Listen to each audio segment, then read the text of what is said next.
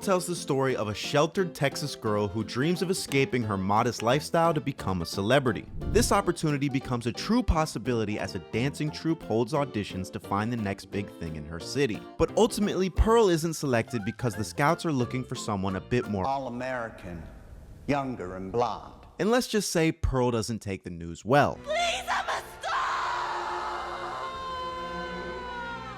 This leads us to a nearly 9-minute monologue from Pearl speaking with her sister-in-law, Mitzi. Now, most iconic moments boil down into one of three categories: performance, cinematography, or plot development. And this monologue checks all of those boxes. Outside of a few minor cutaways to Mitzi's rising anxiety, this monologue is an unbroken take of Pearl confessing all the sins she's committed throughout the movie. And as it stands, that tally is, well, pretty high. The sequence ends with Pearl coercing Mitzi to confess that she was the one who got the part in the dancing troupe. Clearly, Pearl isn't necessarily satisfied with this outcome. You guys get everything you want. But Mitzi leaves on an ultimately peaceful note. Now, nothing in Pearl's body language reads overly aggressive, but lines from the monologue give a pretty strong indication of what's to come.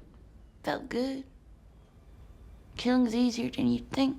Conversely, she also expresses a deep internal remorse for her previous actions. But poor Daddy didn't deserve that. I wish I hadn't done what I did. So here lies our fork in the road.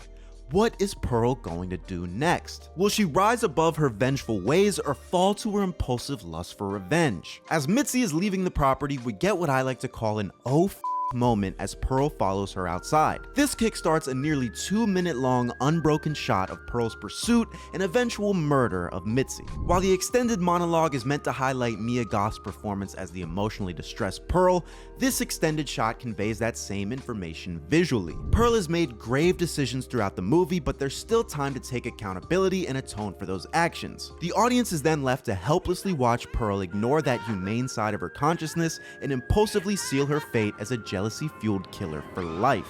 Now, that was a lot of talking, so how about we sum up everything I just talked about in one still image? All of the subtext, themes, and overall understanding of this character is epitomized in one shot. The eyes express remorse and pain, while the forced smile represents the duality of this character's outward appearance to her vicious internal desires. And the entire face as a whole tells the audience one thing for certain: this is crazy.